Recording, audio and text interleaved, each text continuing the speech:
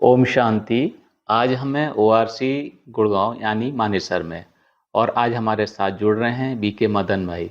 BK Madan भाई पिछले 27 सालों से ब्रह्मा कुमारी के ज्ञान में चल रहे हैं। ज्ञान में रहते हुए इनके बहुत सारे मीठे मीठे प्यारे प्यारे अनुभव हुए हैं बाबा के साथ, दादियों के साथ, जो आज आपके साथ ये साझा करेंगे। तो चलिए मिलते हैं मदन भाई से। मदन भाई, आपका स्वागत है। ओम नमस्कार, ओम शांति। शांति। भाई जी, सबसे पहले तो दर्शक यही जानना चाहेंगे कि आपका ज्ञान में आना कैसे हुआ? देखिए, ज्ञान में आने से पहले मैं भक्ति करता था और मेरे मन में एक द्वंद होता था कि ईश्वर कौन है? हम बचपन से ही रामचरितमानस पढ़ा करते थे और रामचरितमानस में एक लाइन है, शिव द्रोही मम दास कहावा, सो नर मोहि सपनेउ न पावा। तो बहुत बार मेरे मन में ये रहता था कि भई यहाँ पे रामचंद्र जी कहते हैं कि जो शिव को नहीं मानता, अगर वो मेरे को प्राप्त करना चाहे तो वो सपने में भी प्राप्त नहीं कर सकता। तो मैं सोचता था कि फिर शिव भगवान है या राम भगवान है। तो ऐसे चलते-चलते एक बार 1997 1997 की बात है, मैं फरीदाबाद में रहता था। तो उस दिन शिवरात्रि थी और उस दिन हम जा रहे थे रास्ते से, एग्ज़िबिशन लगी हुई थी और उसमें वो बता रहे थे कि आइए देखिए आप गीता का ज्ञान समझिए, गीता का ज्ञान किसने दिया?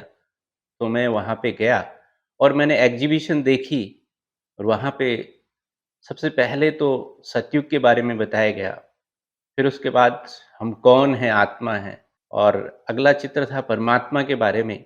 तो वहाँ पे जैसे ही उन्होंने बताया कि परमात्मा निराकार हैं, ज्योति बिंदु शिव हैं, तो मेरे मन में वो बात स्ट्राइक हो गई कि सच में परमात्मा तो एक ही है और जो हम पहले से सुनते चले आ रहे थे, उसके बारे में मेरे थोड़े से विचार वहाँ मेल खाने लगे।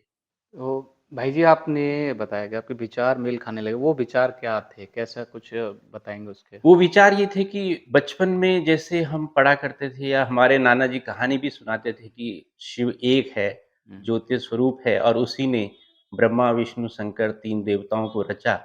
और यहाँ पे भी जब मेरे को वो पता लगा कि परमात्मा ज्योति स्वरूप है, तो मेरे को वो बात क्लिक हो गई कि सच में ईश्वर ज्योति स्वरूप हैं।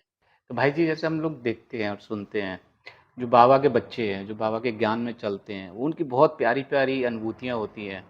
और वो मैंने ज़्यादातर जिन लोगों से मिलता हूँ, कहता है कि हमें हर पल महसूस ही नहीं होता कि हमारे बिल्कुल। जीवन में कोई प्रॉब्लम है। उनकी जो भी समस्या आती हैं, बाबा उन्हें ऐसे चुटकियों में दूर कर देते हैं। तो ऐसा कोई अनुभव आपके जीवन में घटित हुआ हो, जहाँ आपको लगता हो कि बाबा मेरी पीठ के पीछे खड़ा है? बिल्कुल, ये तो हमारे जो लौकिक फ़ैमिली से था, तो हम वैसे उत्तराखंड के रहने वाले हैं। जी। तो वहाँ पे एक बहुत ट्रेडिशनली ये है कि वो देवी-देवताओं को बहुत मानते हैं और उनके अंदर वो जैसे आते हैं और उनकी वो पूजा करते हैं। तो हम लौकिक में बहुत समय से बचपन से ही इस चीज़ को देखा करते थे कि हमारे घर में ये चीज़ बहुत होती थी और वहाँ यहाँ तक कि बलि प्रथा भी वो होती है। तो उसकी वजह से हमारे घर में हमारी माताजी के अंदर वो चीज़ें आते वो परेशान भी करती थी बहुत। तो जैसे ही मैं यहाँ पे इससे जुड़ा और मेरे को लगा कि इससे बड़ी शक्ति तो कोई है ही नहीं, तो फिर उसके बाद मैंने घर में जाकर के भी वही चीज़ जब शुरू की और घर में इस ज्ञान के बारे में विस्तृत रूप से उनको बताना शुरू किया, योग करना शुरू किया, तो अचानक माँ के अंदर वो चीज़ मेरे सामने आनी शुरू कर दी और उसने इस चीज़ का विरोध करना शुरू कर दिया। लेकिन मैंने कहा भाई ये आप क्यों परेशान हैं, क्यों दुखी हुँ। हैं? तो उसने फिर रोना शुरू कर दिया और कहाँ वो उसकी देवताओं के रूप में पूजा करते थे। फिर हुआ क्या कि धीरे-धीरे मैंने कहा चलो कोई बात नहीं, अब योग का प्रयोग करते थे। तो मैं रोज़ लगभग 2 घंटे सुबह और 2 घंटे शाम माताजी सामने बैठ कर के मैं रोज़ योग करता था। तो कई बार वो माताजी के अंदर वो जो दूसरी आत्मा आ जाती है और वो उसको बहुत परेशान करके उसको जैसे बेहोश कर देती थी। हुँ, तो हुँ। काफ़ी समय बाद फिर वो होश में आती थी और लगभग 10 दिन के अंदर वो बिल्कुल शांत हो गई और उसने अपने आप ही जैसे स्वीकार कर लिया कि जैसे मेरे को अभी शांति मिल गई, अभी मैं यहाँ पे नहीं आऊँगी।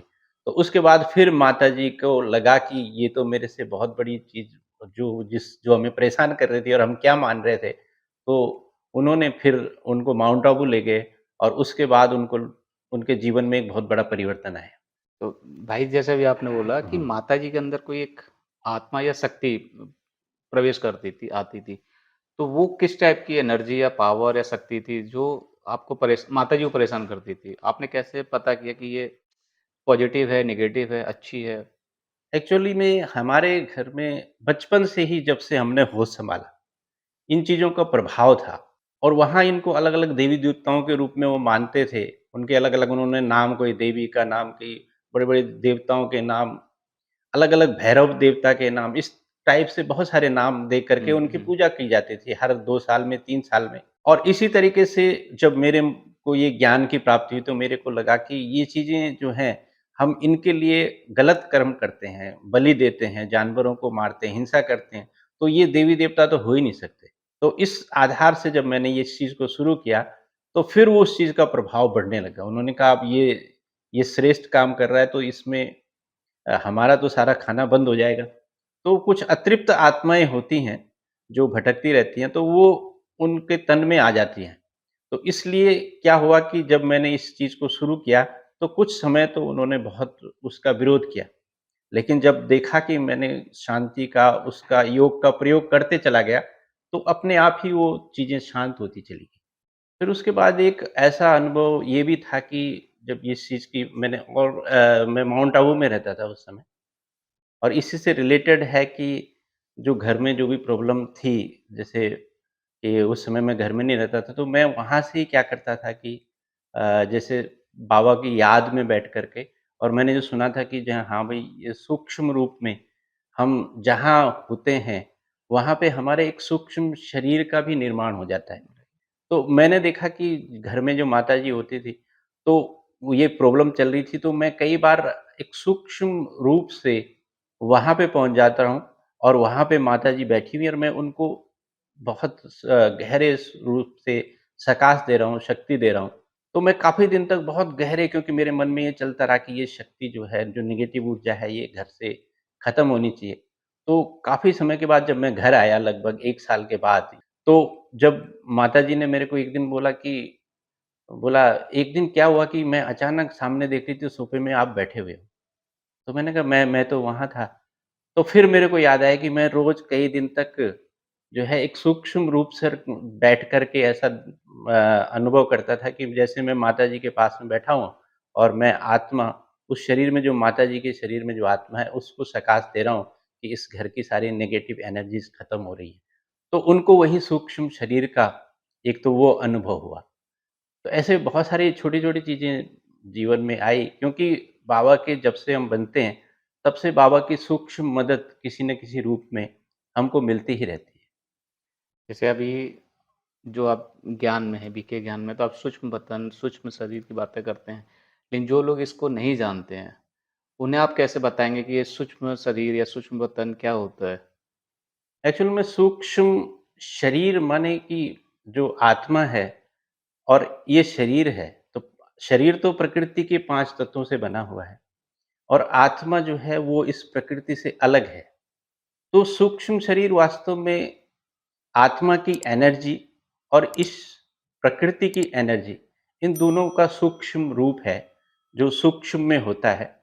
और जब आत्मा स्थूल शरीर में होती है, तो वो सूक्ष्म शरीर उसके इस शरीर में एक मन के रूप में कार्य करता है। तो वास्तव में जो हमारा ये मन है, ये सूक्ष्म शरीर, इसको हम सूक्ष्म शरीर कह सकते हैं। जिसके माध्यम से आप कह सकते हैं सूक्ष्म शरीर के माध्यम से आप इस सृष्टि में कहीं भी भ्रमण कर सकते हैं, कहीं भी जा सकते हैं, अपना साकाश पॉजिटिव एनर्जी आप प्रवाहित कर सकते हैं। बिल्कुल। क्योंकि ये पूरे हमारे कंसंट्रेशन लेवल के ऊपर डिपेंड करता है कि जब हमारी कंसंट्रेशन बहुत हाई होती है, तो उस समय जो हमारा थॉट है, अगर वो एक जगह पे केंद्रित हो जाता है और जहाँ हम उस समय सोच रहे हैं, तो वहाँ पे हम एक सूक्ष्म शरीर के माध्यम से जैसे वहाँ पे पहुँच जाते हैं, एनर्जी के शरीर के माध्यम से हम वहाँ पे उस समय पहुँच जाते हैं। भाई जी, अच्छा अभी आपने तो सूक्ष्म शरीर के बारे में बताया, अपनी माताजी की समस्या को आपने कैसे दूर किया। और भी कोई ऐसा आपको लगता हो कि मेरे जीवन में वो एक होता है जैसे बच्चा एक मूवी देखता है बचपन में और वो उसके बिल्कुल। जीवन भर वो याद में रहती है, जो उसमें छाप छोड़ देती है।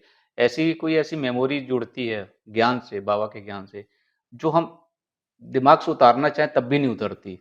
बाबा के साथ का तो अनुभव वैसे हर समय होता ही रहता है। लेकिन जो सबसे बड़ी चीज़ है इसमें हमारे को प्रैक्टिकल अनुभव कि कई बार हम जब योग में बैठते हैं तो उस समय हम जब बहुत गहरे योग में होते हैं, तो कई बार हमें ऐसे लगता है कि हम जैसे इस बॉडी से अलग अपने को महसूस कर रहे हैं, फ़ील कर रहे हैं। और यही अनुभव जब मैं इस ज्ञान में भी नहीं था, बचपन में भी मेरे को एक बार हुआ था। तो जब मैं इसमें आया तो मेरे को लगा कि सच में परमात्मा ने मेरे को अपना बनाना था, तो वो पहले से ही वो अनुभव मुझको उन्होंने कराए। मैं अचानक ही वो आज तक मेरे को भूलता नहीं है कि मैं सो रहा था और सोते-सोते मेरे को ऐसा लगा कि जैसे मेरी बॉडी अलग है और मैं इस मस्तक के बीच में एक अलग से शक्ति हूँ। तो मेरे को शरीर का और आत्मा का उस समय तक आत्मा का कोई पता ही नहीं था। लेकिन मेरे को पूरा फ़िज़िकल बॉडी है जैसे अलग है, मैं अलग हूँ। इन दोनों चीज़ों का एक आभास एक बार मेरे को जब मैं लगभग 9-10 साल का रहा हूँ, हाँ, हुँ। सो और वो चीज़ मेरे को आज तक नहीं भूलती है। तो जैसे मैं बाबा का बच्चा बना तो जब ये ज्ञान मिला तो तब मैं अब उस चीज़ को रियलाइज़ करता हूँ कि सच में बाबा ने तो हमें बचपन में बहुत पहले इस चीज़ का एक बार अनुभव करवा दिया था। तो दादी जी के शरीर में जब बाबा आते थे, जो अब लोग कहते हैं बाप-दादा मिलन अभी भी हम लोग करते हैं, सुनते हैं। तो आपका कभी वहाँ पे जाना हुआ, बाप-दादा मिलन में और वहाँ पे साक्षात अनुभूति आपने ली हो? बाबा से तो हम कई बार मिले हैं, लगभग 98 से हम बाबा से मिलते ही आ रहे हैं। और जब पहला मिलन मेरा बाबा से हुआ, तो जब बाबा आते हैं और मैंने देखा कि मेरे को उस समय एकदम से जब बाबा प्रवेश किए, वो पहले टाइम था, तो मेरे को जैसे एक बिल्कुल कुछ सेकंड के लिए दिखाई दिया, वो अनुभव हुआ। एक बिल्कुल पॉइंट ऑफ लाइट, बिल्कुल व्हाइट लाइट, जैसे दादी जी के मस्तक में है। और एकदम से जैसे ही मैंने उधर देखा तो बहुत तेज किरण उन उस जो लाइट थी उससे मेरे अंदर आई और बहुत डीप साइलेंस में मैं चला गया।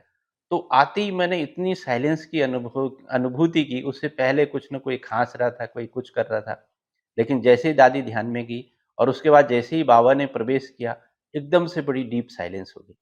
तो वैसे ही मैंने देखा कि हम ऐसे तो बाबा से मिले ही हैं दूर से, लेकिन 2-3 बार स्टेज पे जाकर के भी ऐसे सामने से गुज़रने का अनुभव किया। तो हम सोचते थे कि बाबा क्या है? तो मैंने देखा कि जब हम बाबा के सामने से जो गुज़रते हैं, सामने से तो एक मैग्नेट की तरह जैसे बाबा खींचते थे। इतनी प्योरिटी और इतना हाई और इतना आनंद आता था उस समय कि सामने से गुज़रने पे भी बाबा जब मंच पे बैठे हुए हैं, बड़ी आत्मा जैसे तृप्त हो जाती है। ऐसा मैंने ये अनुभव किया उस समय। तो साक्षात भगवान के सामने साक्षात से आप भगवान के निकल साथ। रहे हो। बिल्कुल। और वो मैंने ये भी अनुभव किया कि देखिए आत्मा को कैसे खींच होती है कि एक बार की बात है कि पंजाब के 2 भाई थे, वो हो सकता है उनके अंदर इतनी खींच रही होगी बाबा की, कि बाबा मुरली चला रहे हैं और वो दोनों भाई इतनी तेज़ी से भाग करके बाबा, बाबा करके बाबा के चरणों में चले गए। अब ये तो वहाँ पे इस तरीके से होता नहीं है, हुँ, हुँ। उनको फिर सबने हटाया गया। हटाया गया वहाँ से। लेकिन ये मैं ये कह सकता हूँ कि ये बाबा की खींच है कि जो एकदम से आत्मा वहाँ पे नहीं टिक पाई और एकदम से वो मंच पर चले गए। तो भाई जी, जो लोग ज्ञान मार्ग से नहीं जुड़े हैं, उनको आप क्या संदेश देना चाहेंगे कि ब्रह्मा कुमारी क्यों स्पेशल है, ऐसा क्या है इसमें? देखो, सबसे बड़ी इम्पोर्टेंट चीज़ ये है कि हम अपने आप से कैसे जुड़े। ब्रह्मा कुमारीज़ में एक शुद्ध रूप से एक स्पिरिचुअलिटी है, आध्यात्मिकता है। आज जो कुछ भी हम देख रहे हैं दुनिया के अंदर, वो ज़्यादा तक हम उसको इस फिज़िकल रूप में देखते हैं। हुँ। अब परमात्मा ने जो सबसे सही बात बताई है और सबसे सत्य बात बताई है, वो यही बताई कि आप इस प्रकृति से अलग हैं, आत्मा हैं। और जब आप ही आत्मा हैं, एक ज्योति हैं, तो मैं तो मैटर हो ही नहीं सकता। इसलिए मेरा रूप कोई भौतिक तो हो ही नहीं सकता, तो इसलिए मैं तो हूँ ही अनंत ज्योति स्वरूप, जिसको सारे अलग-अलग हर धर्म के लोग उसको लाइट के रूप में ही मानते हैं। तो अगर आपको सच्चे अर्थों में सच्ची शांति का, आनंद का अनुभव करना है, तो हमें अपने आंतरिक उस शुद्ध स्वरूप को पहचानना ही होगा और ईश्वर को भी उस जो ज्योति स्वरूप है, उसका जो वास्तविक स्वरूप है, उस स्वरूप में याद करना है। तभी हमें उससे सच्ची प्राप्ति हो सकती है। तो यही ब्रह्मा कुमारीज़ का मेन उद्देश्य है और लक्ष्य है कि हम अपने आंतरिक गुणों को कैसे एक्सप्लोर करें। ये थे हमारे साथ मदन मोहन भाई जी, जिन्होंने अपना थोड़ा-सा समय निकाल कर अपने ज्ञान से जुड़े हुए अनुभव, दादियों से जुड़े हुए अनुभव हमारे साथ शेयर किए। और मैं समझता हूँ कि जो दर्शक ये देख रहे हैं, सुन रहे हैं, वो उससे ज़रूर लाभान्वित होंगे। तो हम आपसे फिर मिलेंगे, तब तक के लिए धन्यवाद, शुक्रिया, ओम शांति। धन्यवाद। ओम थैंक यू भाई शांति। जी।